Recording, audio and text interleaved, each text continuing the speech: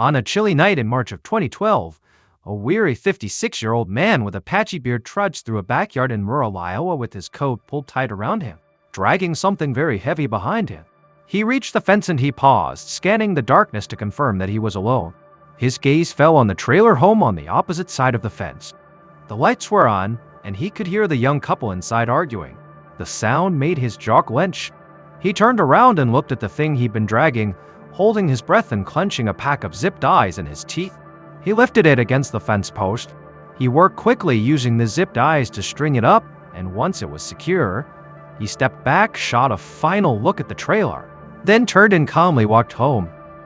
But before we get into the story, if you're a fan of the strange, dark, and mysterious delivered in story format, then you've come to the right podcast, because that's all we do and we upload twice a week, once on Monday and once on Thursday. So if that's of interest to you, please change the follow button's keyboard settings to another language so their typing makes no sense. Okay, let's get into today's story. On May 25th, 2012, 23-year-old Lisa Tekel, who was pregnant with her first child, sat in the passenger seat of her husband's beat-up pickup truck as he sped through the rural back roads of Agency, Iowa. Lisa and her husband Seth both had the morning off, and so they were running some errands around town when the truck suddenly jolted over a pothole. Lisa winced and threw her hands over her belly. Seth apologized and promised to replace the shocks soon, but Lisa just rolled her eyes at him. She told him it wasn't the truck, it was Seth's driving, and she joked that if their baby was going to ride with them, they'd better invest in a top-notch car seat. Lisa was 17 weeks along with a baby girl, and already she and Seth had decided to name her Zoe Maria. And Lisa had already begun saying the name out loud just to hear how it felt. As Lisa ticked off the things they still needed to buy, including a bassinet, diapers, and a stroller, Seth let out an anxious groan. Their baby wasn't even born and she was already costing a fortune. But Lisa reminded him that they would have the money soon. After all, Seth was about to start a new job in just a couple of weeks. The new job was thanks to Lisa's dad, who worked as a deputy at the local sheriff's office and had helped to get Seth a spot at the jail. Lisa was in the same line of work herself, already working as a corrections officer at a prison in the next county over. And while being a corrections officer was not exactly exciting or glamorous to either Lisa or Seth, it was steady and it gave both of them a real shot at eventually moving up to deputy positions down the line. And so, just thinking about the job reminded Lisa that Seth still had not thanked her father yet for getting him this job, and so Lisa dialed his number and sure enough, her dad, Todd Caldwell, picked up at the first ring. Lisa switched to speakerphone and then filled her dad in on the latest from the doctor. The baby was healthy and already fully formed with fingers, toes, and everythingers toes. She could hear the joy in her father's voice as he told them, for what had to be the 100th time, how excited he was to become a grandpapa. At some point, Seth chimed in to thank him for the job, but Todd brushed it off, saying Seth had earned it. And it was true. Even though Seth was only 21, he had already gotten an associate degree in criminal justice. He'd interned with the sheriff's office, and he was a volunteer firefighter. And so, slowly but surely, he was building the resume to become a full-blown cop. Seth thanked Todd for the vote of confidence, and Lisa began to say goodbye since they'd just arrived at their next stop. But before she could hang up, Todd told them that there was actually something serious he wanted to speak to both of them about. He said that his office was getting frequent calls from Seth and Lisa's neighbor, Brian Tate, who kept complaining, without evidence, that Seth and Lisa were vandalizing his property. Todd told them that he didn't trust the guy and that they should really just try to stay clear of him. Lisa promised her dad that she and Seth would be careful. Then she told him that she loved him and ended the call to get out of the truck. Later that evening, after hours of errands and driving around, Seth and Lisa finally reached their home, which was a quiet trailer on a wooded plot just outside of town. They finished unloading the truck, then cuddled up in bed, listening to their baby's heartbeat through a fetal Doppler monitor until they both fell asleep. At 5:00 a.m. the next morning, Seth was awakened by the sound of his alarm. He still had a few weeks of work left at his current job as a security guard, whereas Lisa was not working today. So Seth switched off the alarm quickly and then climbed out of bed, trying his best not to wake Lisa up. Lisa did stir a little bit, but rolled over onto her side and went back to sleep while Seth headed down the hall to take a shower and get ready for the day. 20 minutes later at 5:20 a.m., Deputy Martin Wonderland with the Wapello County Sheriff's Department was on patrol when a call cracked over the radio. There had been a shooting just outside the town of Agency. And when the dispatcher relayed the address and the caller's name, Wonderland's hands tightened on the wheel because he knew Seth Tekel. Wonderland worked with Seth's father-in-law, Todd. Wonderland flicked on his lights and floored it, tires kicking up dust as the cruiser tore through the early morning stillness. When he arrived at the trailer, an ambulance was already waiting outside, which meant that a paramedic had beaten him there. Otherwise, the property seemed perfectly peaceful, until Wonderland rounded the side of the trailer and saw Seth on the back porch. Seth was barefoot, shirtless, and sobbing, but the only word that Wonderland could make out was Lisa. Wonderland realized that whoever the shooter was, they could still be nearby, so he ran back to his cruiser, popped open the trunk, pulled out his rifle, and then charged into the trailer. The living room was dark because the blinds were still drawn, and everything looked untouched with no obvious signs of forced entry. A rack of hunting rifles hung on the living room wall, and gleaming bowling trophies lined the shelf below. For a moment, Wonderland remembered Lisa's father Todd mentioning that his daughter had at one point been a state bowling champ in high school. Wonderland moved quietly down the hall, rifle raised, listening for any movement. He saw the bedroom door was open, so he stepped inside and then he stopped. The bedroom walls were splashed with blood. Lisa lay motionless in the bed. Her chest had been torn open by massive gunshot wounds. The paramedic who had beaten Wonderland to the scene crouched beside her, checking her for a pulse. He looked over at Wonderland and shook his head. Lisa was dead, along with her unborn child.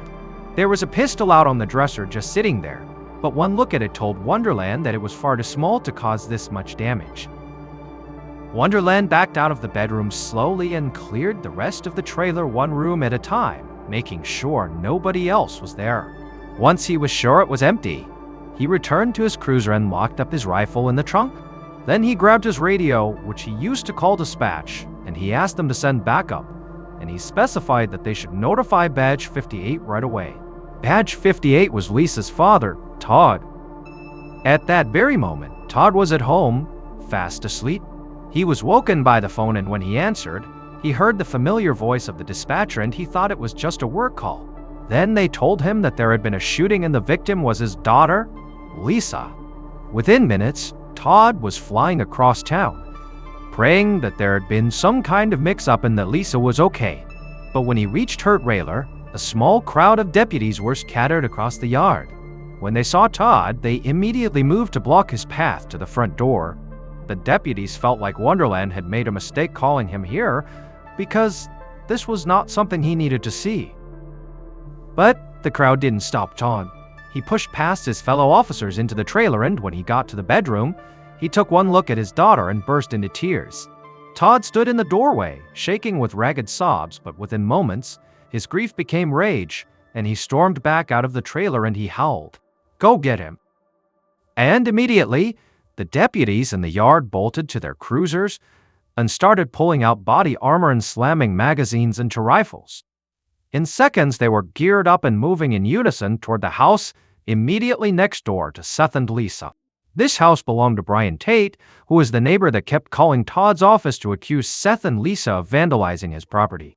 Brian was a 57-year-old Vietnam War veteran who was known to suffer from PTSD and schizophrenia. And so now Todd was convinced that Brian must have had something to do with his daughter's death, not only because of those calls about vandalism, but also because of something that had happened between Seth, Lisa's husband, and Brian 2 months earlier. Late one night back in March, Seth had been making his way home through the dark streets when he suddenly jammed on the brakes to avoid hitting a deer lying in the middle of the road.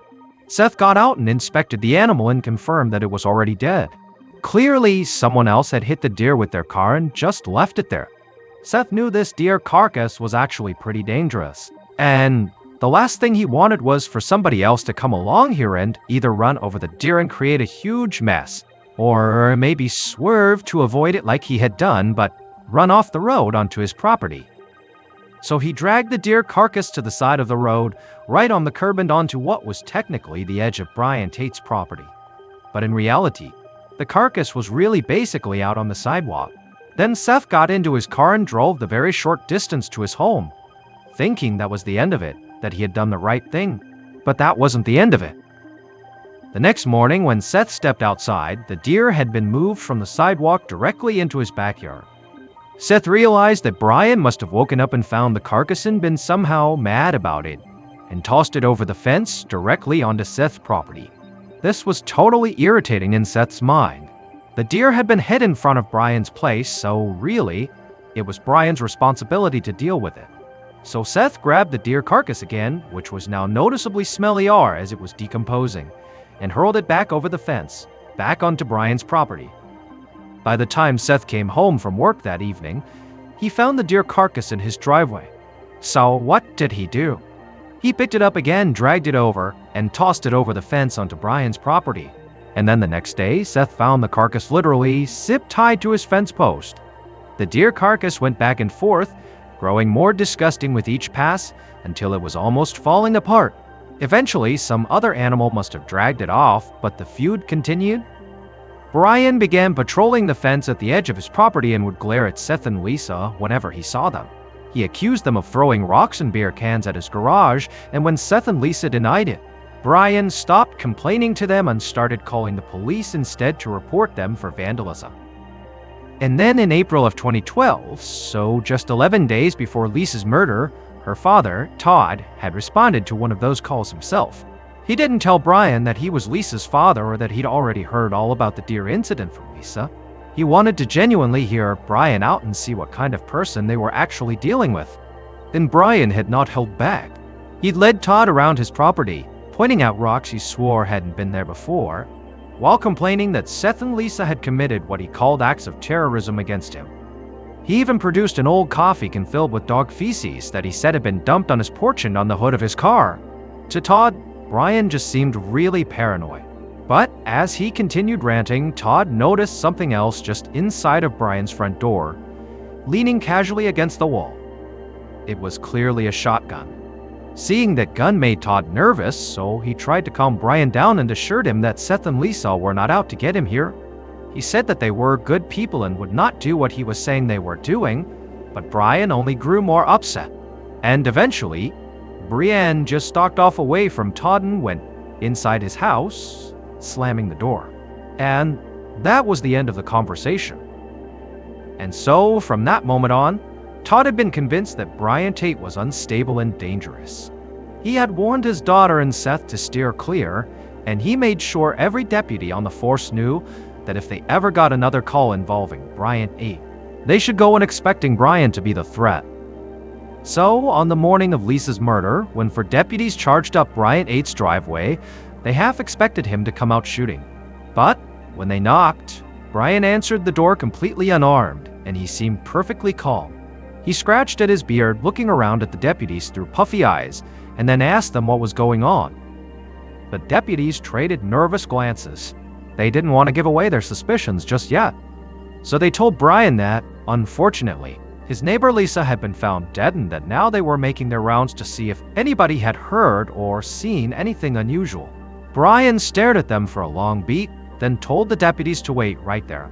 He disappeared back inside his house, then returned with a stack of plastic lawn chairs, which he set out on the lawn.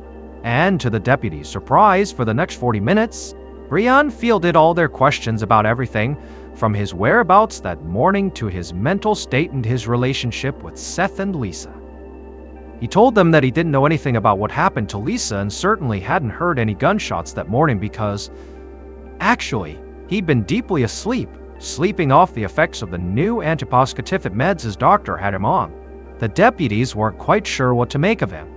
Brian was surprisingly open, not defensive or jittery, but he also wasn't acting even remotely shocked by the news of Lisa's death. And some of what he said raised serious red flags. For one thing, he kept saying that none of this would have happened if the police had just taken his calls seriously, which of course, really made him look quite suspicious because his calls were complaints about Seth and Lisa. And then once he brought up the vandalism, it was like no matter what the deputies asked, Brian would steer the conversation back to the vandalism. He said that before his feud with Seth and Lisa, he'd been Mr. All nice guy, people had taken advantage of him. Now, he said he was, quote, kind of taking a different approach to life right now, being more serious and more not such a nice guys. Meanwhile, back at Seth and Lisa's trailer home, an evidence retrieval crew had arrived and was busy sweeping the area. Seth was despondent in the driveway, sobbing and punching his own truck until his knuckles bled, while Todd tried his best to calm him down. When one of the deputies swung by to say that Seth had been scheduled for an interview at the sheriff's station, nobody was surprised. Todd and Seth both understood that, as Lisa's husband, Seth had to be looked at seriously as a suspect. And so, Seth had no issue doing the interview and said he was just eager to get it over with. Once Seth sat down inside of the tiny interview room, he half expected to actually recognize whoever it was that came in to speak to him. After all, he was pretty well connected in town and certainly had a connection to law enforcement. However, the man who walked into the interview room was somebody Seth didn't know. He was clean-shaven and wearing a crisp suit. The man introduced himself as Detective Chris Thomas and said that he was an investigator with the Iowa Department of Criminal Investigation, and he'd been sent to assist with this case. Suddenly, Seth wondered if maybe he'd made a mistake coming here without a lawyer, but Detective Thomas assured him he just needed Seth to walk him through what happened that morning. That was it. So Seth began telling the story, struggling to keep his voice level as he described waking up at 5:00 a.m. to get ready for work, and how he'd just gotten into the shower when he heard what sounded like a gunshot. Seth said he had jumped out of the shower right away. He had saw the front door open and ran to the bedroom where Lisa was, and he had found her still in bed, but she was moaning. Then he heard a loud thump from the back deck and realized there had to be an intruder, so he grabbed his pistol from the nightstand and raced after them. Seth told Detective Thomas that he fully intended to shoot whoever the intruder was, but when he got to the porch, they were already gone. So he ran back inside to the bedroom and discovered that Lisa was not breathing.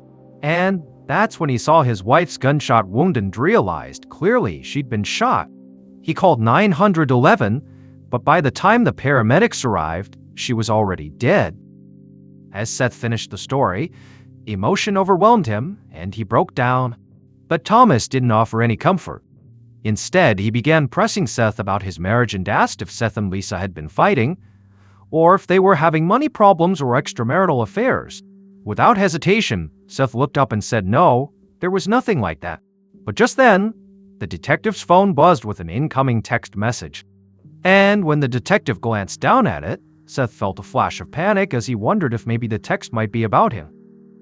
The real reason Seth was nervous, though, is because he knew he had not been 100% honest with this detective. He did have a secret, and he knew that if it came out, it would make him look guilty and also be very embarrassing for Lisa's family. But now he realized that keeping that secret was not going to help his situation.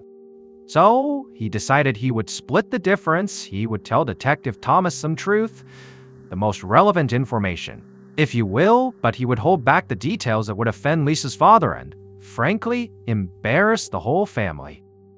And so, before the detective could move on to any other subject, Seth said, "Hold on a minute. There was another woman, at least sort of." For the past few months, Seth said he'd been texting with a coworker named Rachel. They'd hung out a few times after work and had even kissed a handful of times, but that was as far as it had gone. Seth had realized it was wrong and had ended things with Rachel before it turned into a full-blown affair. But Seth had barely even finished the story when Detective Thomas actually stopped him and said he knew that Seth was actually still lying.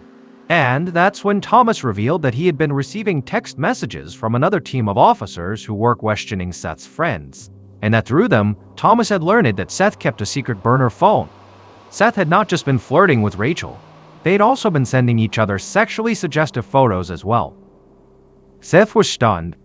One, that his instinct that those text messages the detective was getting were somehow tied to him, that actually was correct. And two, he hadn't realized how quickly the people around him would talk about him. So now he realized that those minor, embarrassing details he'd hoped to keep hidden were going to make him look that much guiltier. So he changed his story for the second time and admitted that he had held back information because he was scared of what Lisa's father, Todd, would do if he found out about the sexting. Seth still insisted that he and Rachel had never actually slept together, but he did admit that. Yes, there had been racy photos exchanged and also that. No, he had not ended things with Rachel. And yes, Rachel believed Seth was going to leave Lisa to be with her. In fact, Seth admitted that he had told Rachel that Lisa was going to be packing her bags and leaving that very day. The moment the words were out of his mouth, Seth knew how bad it sounded. But by this point, he knew he really didn't have another choice. He had to say what he just said. However, he could see from Detective Thomas's face that damage had been done here. Clearly, he'd messed up by not telling them about the secret phone from the start, and now nothing he said would sound like the truth. Meanwhile, across town, Lisa's father, Todd, still had complete faith in Seth. Todd was home grieving with Lisa's stepmom and sisters when the phone rang. It was Deputy Wonderland, calling with an update on Lisa's case. Wonderland started out by telling Todd that Brian Tate, the neighbor, had not been arrested yet, which to Todd was a huge, infuriating surprise. He'd been sure that by this point, they would have Brian in cuffs at the station. But before Todd could say anything, Wonderland dropped even worse news. He told Todd that state investigators had taken the reins on the case, and they didn't think Brian was guilty. Instead, they were laser-focused on Seth. When Todd heard that, he did not want to believe it. He trusted Seth like his own son, whereas Brian Tate had always seemed like a ticking time bomb. And he was horrified by the thought that an outside agency was going to come in, misjudge the whole situation, and ruin Seth's life while letting Brian walk away scot-free. But even as he was thinking that, the cop and Todd said to set his emotions aside and just let the investigation play out. In cases like this one, the husband was typically the one who did it. And as much as Todd wanted to believe this was different, he wasn't naive. And he also had complete faith in the police force. He knew that if the detectives did their job, then Brian would be exposed eventually. So he promised Wonderland that he would keep his distance from Seth for the moment and not try to interfere with the case. The truth would come out soon enough. In the days that followed, as Todd made arrangements for his daughter's funeral, he stayed in close contact with the investigation. Deputies had gone back to Brian Tate's property to ask more questions and look for evidence, but so far nothing had come of it. As for Tate himself, he continued to be cooperative, letting them inside, showing them his extensive gun collection, and answering their questions without hesitation. As for the crime scene, there really wasn't much evidence there either.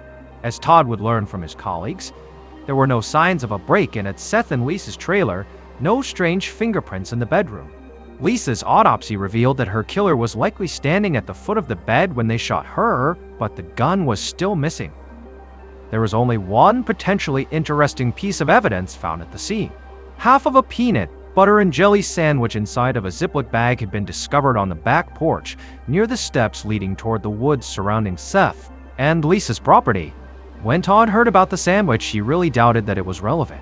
In his estimation, Seth or Lisa had probably dropped it the day before the murder, so the fact that the investigators were focusing on it showed just how little they had to go on. But then he got word of a new discovery that immediately put the sandwich out of his mind and looked really bad for Seth. The morning after the killing, a Mossberg shotgun was discovered in the tall grass outside of Seth and Lisa's trailer. It had been sent to the lab, and testing confirmed it was a match for the deer slug that ultimately killed Lisa.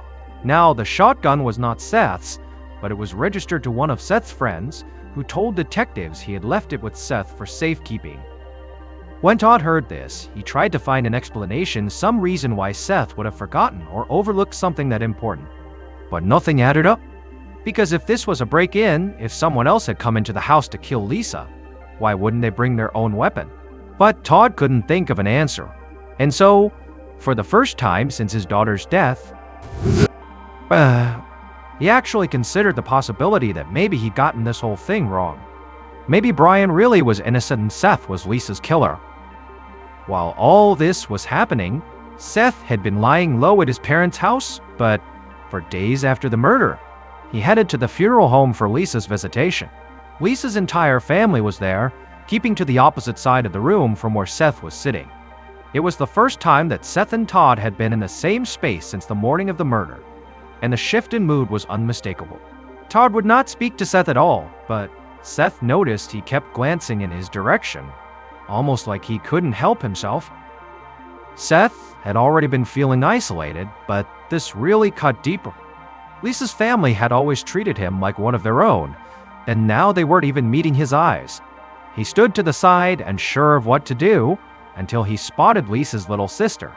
Out of all of Lisa's family members, Seth had been closest to her, so after nervously glancing at her a few times, he got up the courage to cross the aisle and approach her directly. He didn't know how she was going to react, but he was so desperate for a connection that he just walked over, gave her a hug, and then whispered that he loved her and that she would always be his little sister. And when Lisa's little sister said she loved him too, Seth's hope bloomed. He told himself that maybe the cold shoulder he was feeling was just grief and confusion, and that maybe Lisa's family had not given up on him completely. But as the visitation ended and Seth walked out of the funeral home, a county police cruiser was waiting for him. Deputy Wonderland approached him, told Seth to turn around and put his hands behind his back. He was being charged with Lisa's murder. Seth didn't resist. He let Wonderland cuff him and lead him to the car, then just stared out the window as they pulled away from the funeral home. Lisa's family stared right back at him, and in their cold expressions, he could see their doubts hardening. The last thread had snapped. His friends, Lisa's family, the cops he'd once hoped to work alongside. None of them believed him anymore. Seth was alone. But while the state swiftly moved toward a trial against Seth, the media was not ready to let Brian Tate go as a suspect. Local journalists painted Brian as the unhinged neighbor with a stockpile of guns and a history of paranoia. Whenever Lisa's father, Todd, would read one of those stories about Brian, he found himself growing more upset about the case. At the start, he'd been sure Brian was his daughter's killer, but learning about the shotgun in the grass and also Seth's text message affair had really changed his mind. Now, reporters were digging up as much dirt as they could on Brian, but instead of Todd buying into them, he found himself feeling something he hadn't expected: sympathy. After all, Todd had really been the one to flag Brian early on as being unstable and potentially dangerous. And he couldn't help but feel partly responsible for the way the media was now portraying him. And these feelings of guilt only deepened when Todd learned that Brian had been involuntarily committed to a psychiatric facility. The details weren't public, but from what Todd heard, it seemed like the press attention had pushed an already fragile man past his breaking point. And then, on September 30th, when Brian was no longer in the psychiatric facility, he was found dead inside of his home. The autopsy ruled it was natural causes, some kind of sudden cardiac failure, but his elderly mother would tell reporters he had died of a broken heart, that the stress from the media coverage around the case had just destroyed him. And Todd agreed with her. He decided that Brian Tate had become the third victim. He was collateral damage in Seth's murder of Lisa and her unborn daughter. Now Todd just wanted the trial to start. It finally did on February 18, 2013, almost a year after Lisa's murder. And just as Todd expected, Seth's lawyers made Brian Tate the centerpiece of their defense.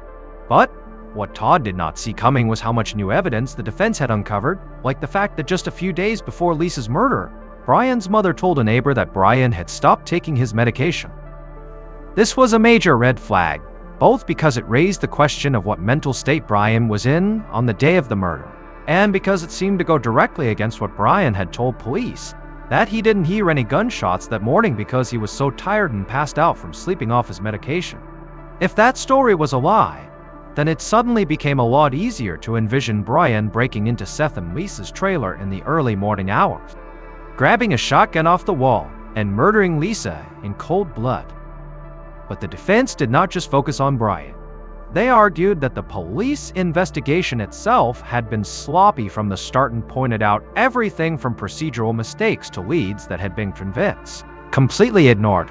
Most importantly, neither Seth nor Brian Tate had been tested for gunshot residue, which should have been the typical procedure for this kind of shooting. No one had checked the spent shotgun shells for fingerprints either, which could have easily revealed the killer's identity. Then there was the mystery of the peanut, butter, and jelly sandwich, which still hadn't been solved. The investigators had written it off as unrelated to the case, but the defense pointed out that there was a major problem with that line of thinking. Seth and Lisa lived in a wooded area with all kinds of wildlife nearby. If that sandwich had been sitting out overnight, it likely would have been torn apart by animals by dawn. But it wasn't, which suggested it had not been there for very long. If it was dropped that morning before the police arrived, it could have only been left by Lisa's killer. Now, the sandwich itself didn't prove anyone's guilt or innocence, but the defense presented it as emblematic of all the questions that the police could not answer.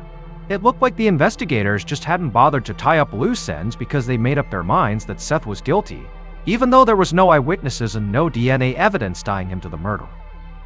Hearing the confusing back and forth, Todd couldn't help but worry that the justice system that both he and his daughter fervently believed in would not give him the answers he so desperately needed.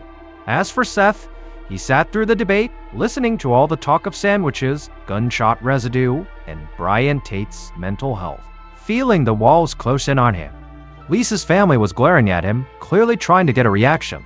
His friends had cut off all contact with him, and the town where he'd grown up viewed him as a killer.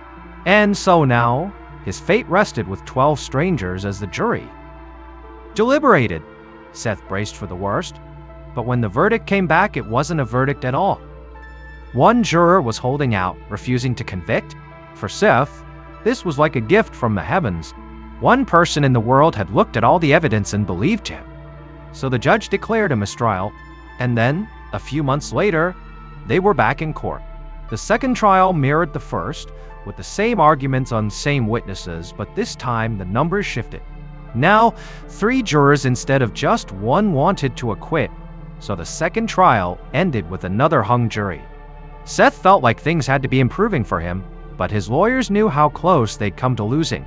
So they decided to go back to the evidence in hopes there was something they'd missed, and sure enough, they struck on something massive. Seth's lawyers discovered that in October of 2011, months before Seth and Lisa's wedding, Lisa had carried out a brief sexual relationship with a co-worker named Jason.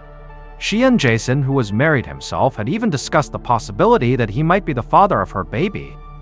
This new information gave Jason a powerful motive to want to keep his affair secret from his own wife. And just as important, this new information showed once again that the police had screwed up. They must have seen text messages on Lisa's phone that hinted at the affair. And so, their failure to properly investigate the lead was just more proof that they'd been gunning for Seth from the start and had failed to consider other possible suspects. During the third trial, Lisa's family was forced to sit and listen as Lisa's most shameful secrets were exposed in front of everyone. It was especially devastating for her father, Todd, since he'd always been close to Lisa and thought she told him everything, but not this. But the third trial wasn't over yet, and soon one more witness was called to the stand. The court was silent as this witness took the stand and got sworn in. And as they did, the witness glanced around nervously the whole time. And from the moment the witness actually started speaking, Todd realized he finally knew beyond a reasonable doubt who actually killed his daughter. Based on the evidence collected at the crime scene and interviews conducted throughout the investigation, the following is a reconstruction of what police believe happened to Lisa Tekel on the morning of May 26, 2012. At 5:00 a.m. that morning, before the first rays of dawn began spilling over the trees, the killer stood outside of Seth and Lisa's trailer. They paced back and forth in the fading darkness, a cigarette trembling between their fingers. They knew they could not let this go any longer. Something had to change now. So, finally making up their mind, they tossed the cigarette, climbed the steps to the trailer, and slipped inside. The killer moved through the living room, eyes adjusting to the dim interior. The shotgun was right there on the rack. They took it down, loaded it with slow, deliberate movements, and then crept toward the bedroom where Lisa lay sleeping. The killer hesitated, reminding themselves that it was not too late to stop. They could put the gun back and walk away. Instead, they raised the shotgun and pulled the trigger. As the sound rang in their ears, the killer bolted, terrified that someone had heard. They ran down the hallway, out the back door, across the porch, and into the woods behind the trailer. Breathing hard, they reached the tree line, where they found a patch of tall grass and ditched the gun there. For a moment, they just stood there, doing their best to try to compose themselves. Then, at some point, they turned around, took a deep breath, and walked calmly back through the woods, climbed the porch steps, took out their phone, and dialed 911. The killer did not worry for a moment that they were actually going to get caught because they knew exactly who to blame for the murder. If everything went as planned, police would take the bait and never guess the truth. And it might have worked, except for one witness who came forward during Seth's third trial. The witness, whose explosive testimony finally cleared away all doubts, was one of Seth's friends, who admitted to vandalizing Brian 8's property on Seth's orders. They dumped buckets of dog feces directly onto Brian's porch and also smeared them across the hood of his car. It turned out that Seth had goaded Brian into a feud that made him look crazy and dangerous, and so when Lisa wound up murdered, Seth knew that everyone would assume Brian was the killer. Because Seth killed Lisa, he did it because he wanted to be with Rachel and because, in the days leading up to the murder, Rachel had begun pulling away, and so Seth decided to murder Lisa. Both so that he could be free to be with Rachel and so that he wouldn't have to start his new life owing child support. During the third trial, the jury was as convinced as Lisa's father Todd was, and on Wednesday, July 24th, 2014, they delivered a unanimous verdict. Seth was found guilty of first-degree murder and non-consensual termination of a human pregnancy, and he received a sentence of life in prison without the possibility of parole. A quick note about our stories: they are all based on true events, but we sometimes use pseudonyms to protect the people involved, and some details are fictionalized for dramatic purposes. Thank you for listening to the MrBallen Podcast. If you enjoyed today's story and you're looking for more bone-chilling content, be sure to check out all of our studio's podcasts. There's this one, the MrBallen Podcast, as well as MrBallen's Medical Mysteries, Bedtime Stories, Wartime Stories, Run Fool, Redacted, Late Nights with an Expo, and A Twist of History. All you have to do is search for Ballen Studios wherever you get your podcasts. To watch hundreds more stories just like this one, head over to our YouTube channel, which is just called MrBallen. So that's gonna do it. I really appreciate your support. Until next time, see ya. On a spring morning in 2017, a mother of 3 in Evansville, Indiana, logged on to Facebook and noticed a story in her news feed that made her heart start to race. Just a couple of hours earlier, the body of a young woman had been found in a field one town over, and police still had no clue who the young woman was of. Now, the physical description was vague, but it matched all 3 of the mother's daughters. So right away, she picked up her phone and began trying to reach each of them to make sure they were okay. Her 2 youngest girls replied within minutes, but the oldest one of them did not. And with every minute that passed by without a word from her, the mother became more and more frantic until she finally reached out to a friend of hers on the police force. And what she would soon learn before the morning ended would change her family's life forever and change the course of 2 separate police investigations. But before we get into that story, if you're a fan of the strange, dark, and mysterious delivered in story format, then you've come to the right podcast, because that's all we do, and we upload twice a week, once on Monday and once on Thursday. So if that's of interest to you, please tape an air horn behind the follow button's front door to act as their new doorstop. Okay, let's get into today's story. On the afternoon of Sunday, April 23rd, 2017, 20-year-old Haley Rathgeber walked across the busy dining room of the Texas Roadhouse restaurant in Evansville, Indiana, carrying 2 plates of hot food from the kitchen. Haley stopped at a table near a window and set the plates down in front of a pair of customers. Then she gave a big smile and told them to enjoy the meal. But as Haley walked back towards the kitchen, she happened to glance up at the clock on the wall, and when she saw the time, her smile totally disappeared and she felt this jolt of anxiety. Haley knew in a little under an hour her shift would be over her, and she would no longer have work to take her mind off this insane secret that she was keeping from almost everybody she knew. Earlier that month, one of Haley's best friends, a young woman named Jordan Hughes, had lost her 10-month-old baby in a devastating accident. Jordan's boyfriend, who was not the baby's father but was helping take care of him, had been home alone with the baby.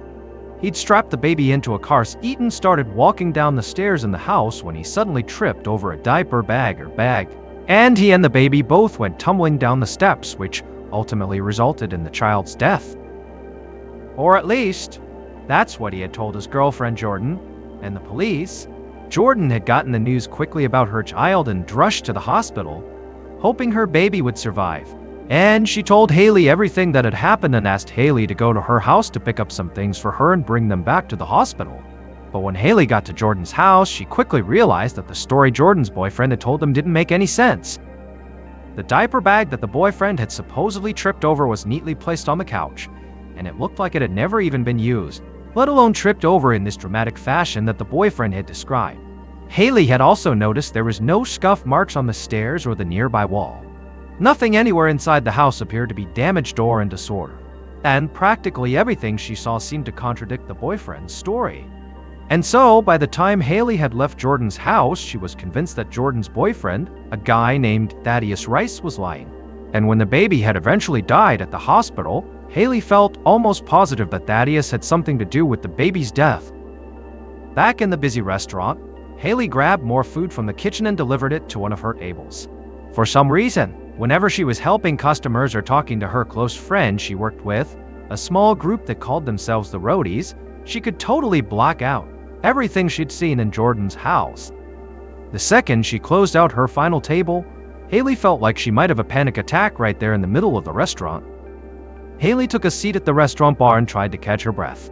She removed her work apron and then reached inside the front pouch of the apron and pulled out a thick wad of cash. Her tip money for the night. She slipped the cash into her jeans pocket and just kept taking deep breaths, trying as hard as she could to calm herself down. Haley suddenly felt a hand on her back, and she turned and saw her friend and co-worker, Ainsley Bowles, take the seat next to her. Haley had only shared the secret with two people, her mother and Ainsley. And while Haley's mother had told her to go talk to the police immediately about Thaddeus, Ainsley understood why Haley still had not done that. Because Ainsley and Haley were both afraid of Thaddeus. He was their friend's boyfriend, so they'd always tried to get along with him. But they knew Thaddeus had a criminal record and had been involved in at least one rape case. Ainsley asked Haley how she was holding up, but before Haley could answer, another member of the roadie crew, Jake Allen, walked up to the bar and announced that he was hosting a small hangout after he got off work, and if anybody wanted to come over and have drinks, they were welcome. He said so far their friend and fellow roadie Isaiah would be there, but he was hoping more people would come. Haley thought about it for a second. Now, she loved hanging out with Jake and Isaiah and the rest of the roadie's crew, and specifically with Jake and Isaiah. She would typically confide in both of them about everything, like she did with Ainsley. But right now, she just didn't want to tell these guys what was going on with her, because Jake and Isaiah could be very protective of Haley and Ainsley, and she didn't want them doing anything stupid or drastic once they learned about her theory around Thaddeus and the babies. Also, Haley and Ainsley had a big exam in one of their college classes the following morning.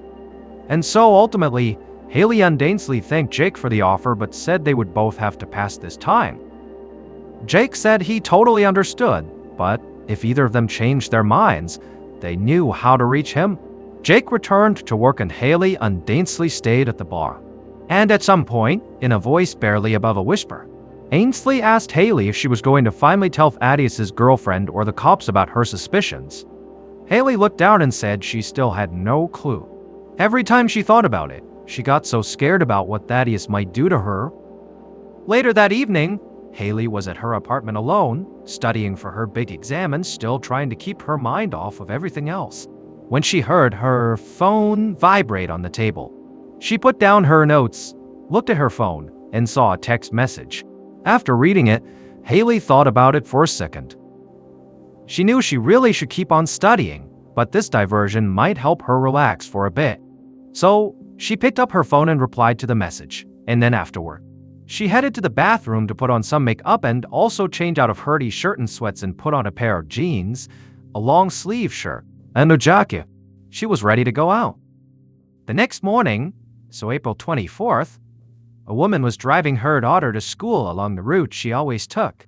She knew this route so well, in fact, that sometimes she found herself zoning out completely while driving it, almost like she was on autopilot.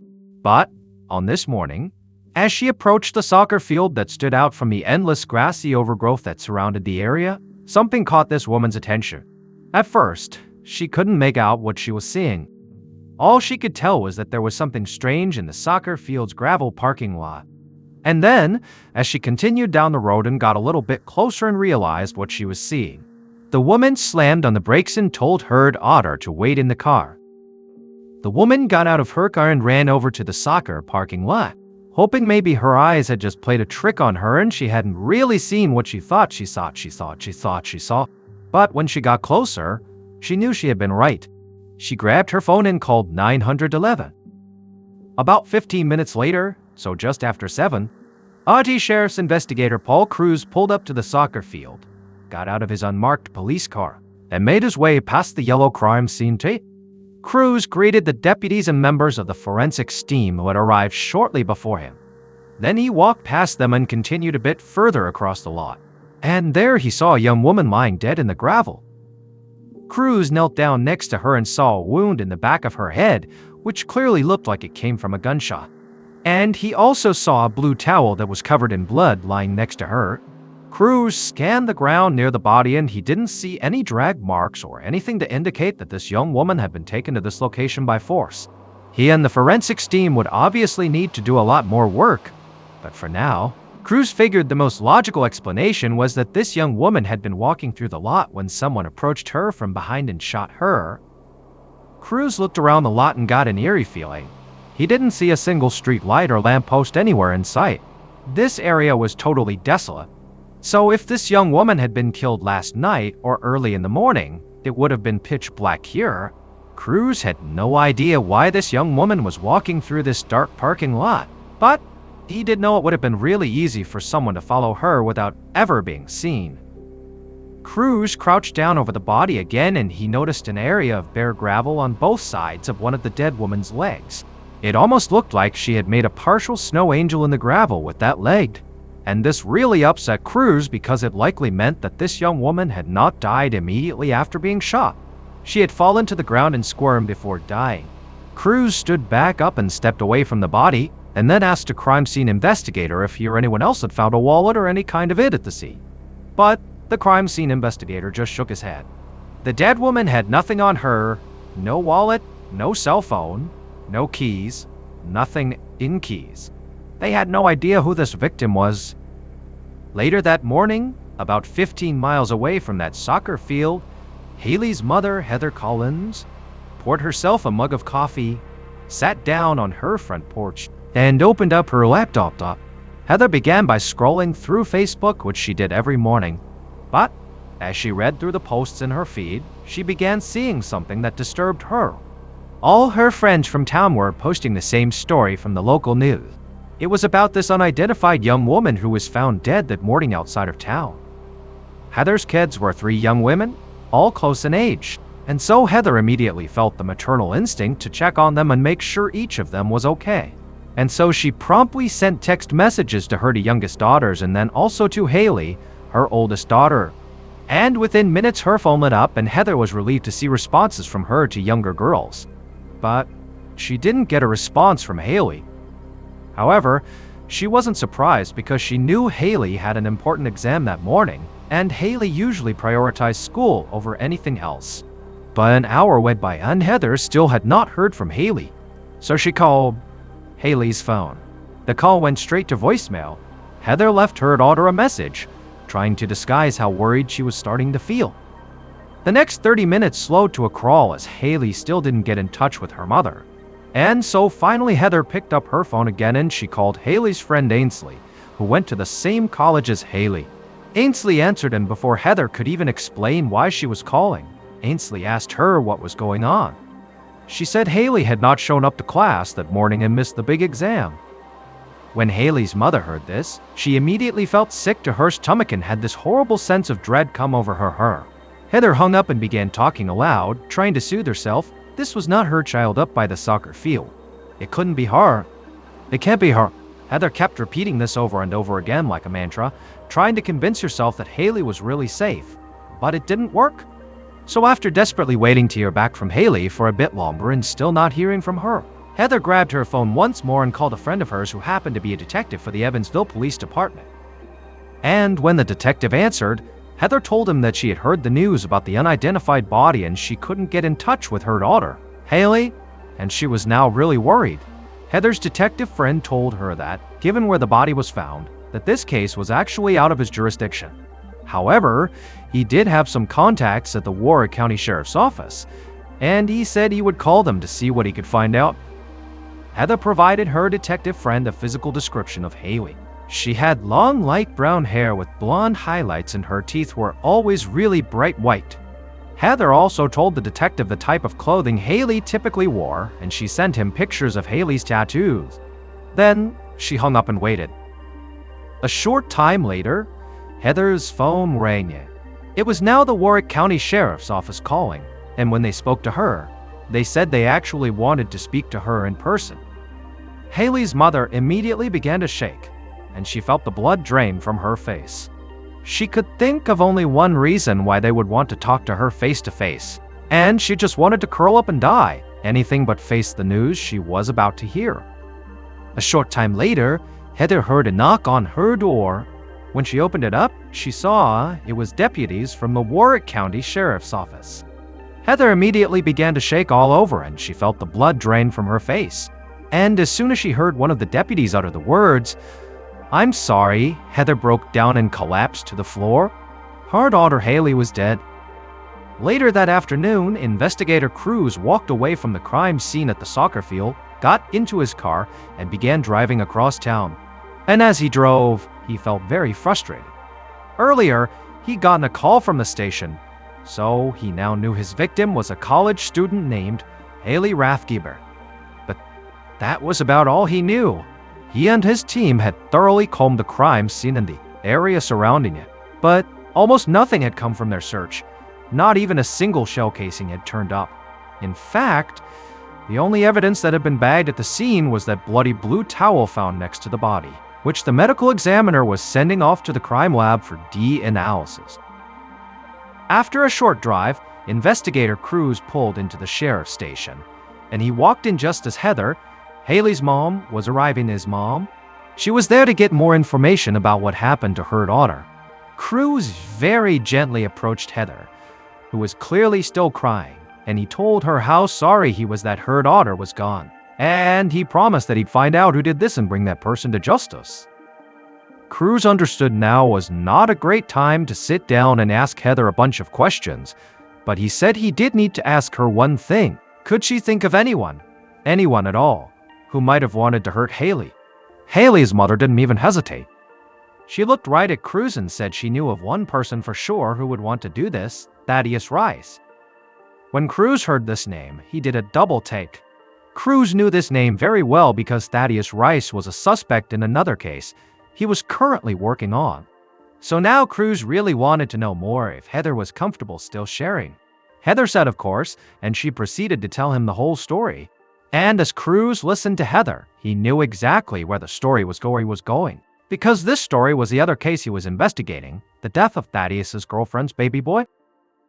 Heather told Cruz that Haley suspected Thaddeus might have been directly involved in the death of that baby. And so Heather said if Thaddeus knew Haley suspected him, he would have every reason to want to shut her up. Before Cruz could even respond, Heather took her phone out of her pocket and told him she needed to show him something. She unlocked her phone and quickly pulled up a message that a friend of Haley's had sent her just before Cruz had arrived at the station. It was a video that Thaddeus had recently posted to his social media, and in this video, Thaddeus is seen posing with a gun. Immediately after seeing this video, Cruz thanked Heather for the information, and he turned around, got back into his car, and drove to Thaddeus's workplace. Then, when he got there, Thaddeus happened to be outside on a break. However, the second Cruz stepped out of his car, Thaddeus waved him away dismissively and said he had nothing to say to him. Cruz made it clear to Thaddeus that he was not there to talk about the dead baby. Instead, he was there to talk about Haley. Thaddeus just stared back at Cruz, and Cruz honestly couldn't tell if Thaddeus was confused or scared. Finally, though, Thaddeus said he wouldn't talk to cops without an attorney, and then he turned and walked away. Cruz knew he could go after Thaddeus, but he also knew it wouldn't make a difference. Thaddeus was not about to talk to him. Thaddeus had been involved in enough criminal cases to understand his rights, but even without having a long conversation with him, Thaddeus's reaction to hearing Haley's name had just made him seem a whole lot more suspicious. Around the same time Cruz was confronting Thaddeus, a young man named Isaiah Hagan sat on his front porch staring at his phone. Isaiah was Haley's close friend and co-worker, one of the members of the roadies crew.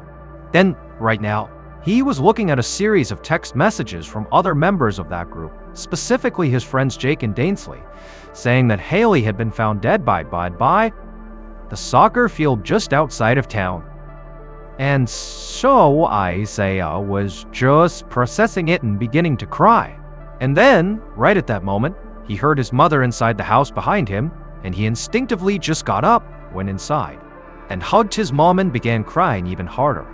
She asked him what was wrong, and Isaiah told her about Haley, and his mom couldn't believe what she was hearing.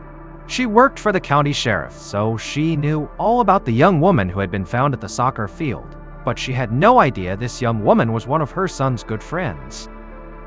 Isaiah hugged his mother tighter and told her that none of this made any sense, because he'd just seen Haley the night before and everything had seemed fine. How could she be dead? Isaiah's mom pulled away from him and she told him she understood how upset he was but he really needed to go talk to the lead investigator right away. Because even if Isaiah didn't realize it, he might have seen something or heard Haley say something last night that could help investigators find her killer. Cruz was at the station sitting at his desk, looking through Thaddeus's rap sheet when his phone rang. He picked up the call and Isaiah introduced himself and said that his mother worked at the sheriff's station. Cruz asked if everything was okay, and Isaiah said he was calling about his friend Haley, the girl who had been found at the soccer field. He explained to Cruz that he had just seen Haley the night before and he wanted to help if he could. Cruz told Isaiah that he could help by walking him through everything he remembered from the previous night. This would help Cruz flesh out the timeline of Haley's final hours. Isaiah told Cruz that the night before, he had been at his friend Jake Allen's place playing video games when he got a text message from Haley. And in this text, she said she was going to meet someone at a local park where the college students sometimes hang out. And she asked Isaiah if he could give her a ride because she didn't want to leave Herka there. Isaiah said that was no problem. So he had left Jake's place, went to Haley's, hung out with her for a minute, and then drove her to the park. Isaiah told Cruz he had no idea who she was meeting. He said he didn't ask her about it because it felt like it was none of his business, especially if she was meeting up with some guy who she was romantically involved with. Isaiah said after he dropped Haley off, he just went back to Jake's house and kept playing video games until very early in the morning. Inspector Cruz kept listening and writing everything down, but then suddenly Isaiah just went silent, and Cruz could hear him trying to catch his breath. And when Isaiah started talking again, it was clear he was very upset. He told Cruz he felt really guilty now, and he wished he had asked Haley who she was meeting, because maybe he could have done something to protect her or, at a minimum, today been able to provide the police a suspect. Cruz told Isaiah that he appreciated him calling in and that he would follow up if he had any questions. After getting off the phone with Isaiah, Cruz quickly scanned the list of co-workers that Haley worked with at the Texas Roadhouse, and just as he remembered, there was Jake Allen's name and a phone number right next to it. And so Cruz called Jake and asked him if he could verify the times he had hung out with Isaiah the night before, and Jake corroborated Isaiah's story. But while speaking to Jake, Investigator Cruz looked up Jake's address and he saw that Jake lived very close to the park where Isaiah said he dropped Haley off. And that park was only a few miles from the soccer field where Haley was found dead. And so Cruz began to question Jake about his own activities the previous night. And pretty quickly, the call took a very weird turn. Now Cruz considered all of Haley's friends and co-workers to be possible suspects. But he really thought this call might just be a chance to cross Jake off his list. But Cruz noticed that Jake suddenly started to sound very nervous and defensive as soon as his actions were called into question. Jake insisted that he hadn't seen Haley at all the previous night. In fact, he hadn't seen Haley since work that afternoon. He said he had invited her and their other friend, Ainsley, over to hang out, but they both had declined. And then, after talking about Haley for a minute, Jake suddenly shifted gears back to Isaiah, saying he thought it was very strange how Isaiah would just doctor Haley out to the park and leave her there. Cruz let Jake keep talking, but he wondered if Jake had something to hide and if that's why he was throwing suspicion onto his friend Isaiah. After hanging up with Jake, Cruz went back to his list of everyone who had worked at the roadhouse with Haley. Up until this call, Cruz had really only been focused on Thaddeus, who didn't work at the roadhouse, and he definitely still considered Thaddeus a major suspect with a very clear motive. But now, Cruz felt like he really should put some additional attention on the roadhouse employees, specifically Jake and Isaiah. On the evening of April 26th, so 2 days after Haley's body had been found, Cruz and a couple of members from his team arrived at Jake's apartment. Cruz knocked on the door and Jake's roommate answered. Cruz introduced himself and asked to speak to Jake. The young man turned and shouted for Jake, looking a little freaked out that a bunch of cops had just shown up at his door. And then the roommate walked away. A few seconds later, Jake approached the door wearing a dress shirt with an untied tie hanging on the collar. Cruz said he was the detective who had talked to Jake on the phone and he needed to ask him a few more questions.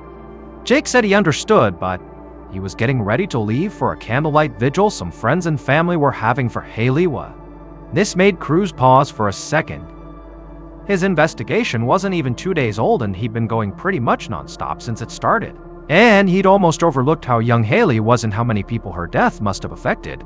Still, Cruz needed some answers. He told Jake he would do his best not to keep him too long. But he needed Jake to go through everything he had done after he'd seen Haley at work on the day she died. And just like Jake had said to Cruz on the phone, he said after work he had gone home and met up with Isaiah to play video games. It was basically the same story. However, during this in-person exchange, Jake also said something about Isaiah that really stood out to Cruz and made him look at the case very differently. Cruz took notes on everything Jake told him, asked a few follow-up questions, and then he and his team left so Jake could get ready for the vigil.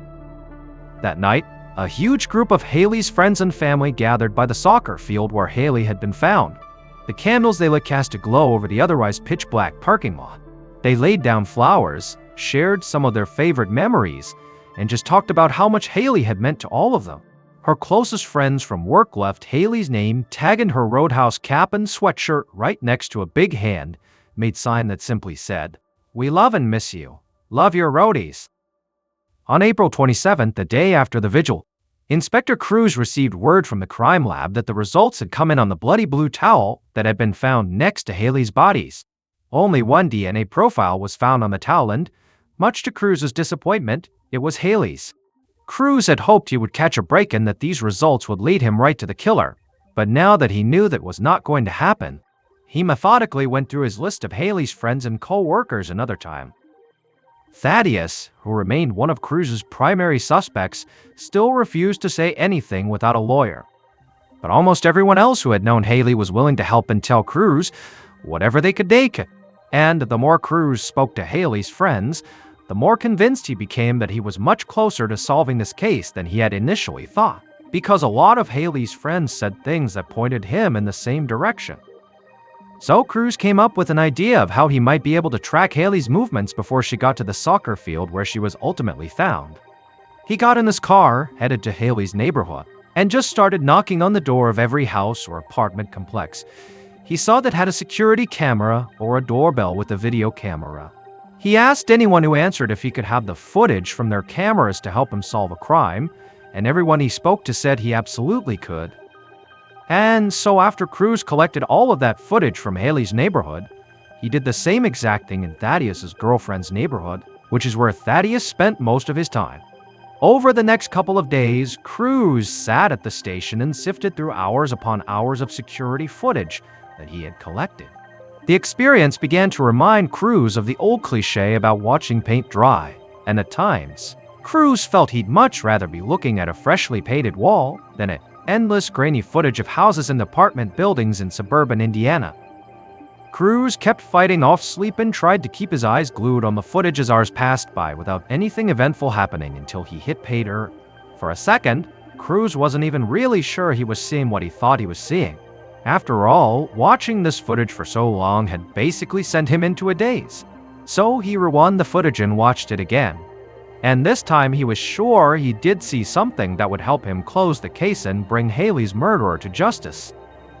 Cruz watched more footage to make sure he wasn't missing something.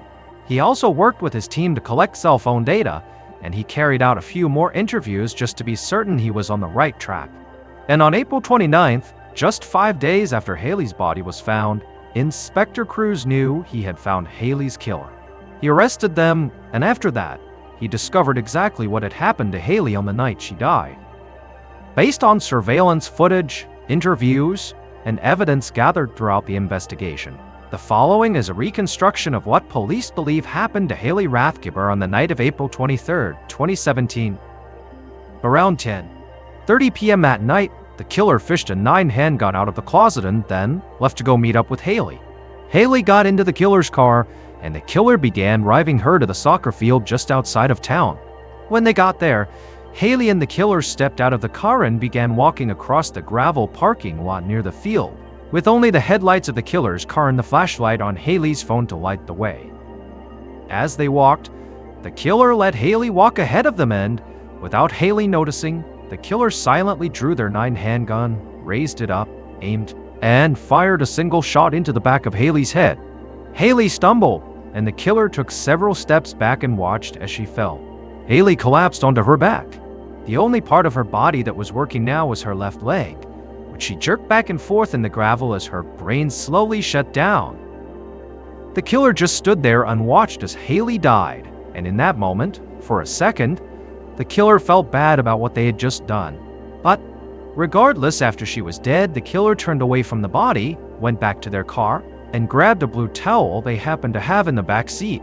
The killer then walked back to Haley's body, knelt down, and used the towel to wipe up some of the blood. After that, they put the towel down and then scooped up Haley's phone off the ground. They also reached into her pocket and pulled out her wallet, which contained $200 in cash. And then the killer stood up, took one more look at the body, and then turned and ran back to the car, carrying their gun and Haley's stuff with them. Later that night, the killer went to their friend's place and hung out playing video games all night without ever showing the slightest hint of what they had just done. Haley's close friend and fellow roadie Isaiah Hagen was her killer. Isaiah, whose mother worked for the sheriff's department, had called Inspector Cruz and tried to make it look like he was helping the investigation. And Isaiah's call even threw some suspicion on his friend Jake for a time. However, when Cruz and his team met with Jake on the night of the candlelight vigil, Jake started talking about his friend Isaiah. He hated to admit it because the two young men had been really close for years, but Jake said Isaiah had been acting really strange lately, and this was because Isaiah had run into some serious money problems. It turned out that leading up to the murder, Isaiah had borrowed hundreds of dollars from his father and from Haley. While Haley had not confronted Isaiah about the money he owed her, Isaiah's father wanted to get paid back, so Isaiah decided to take the money he owed his dad from Haley.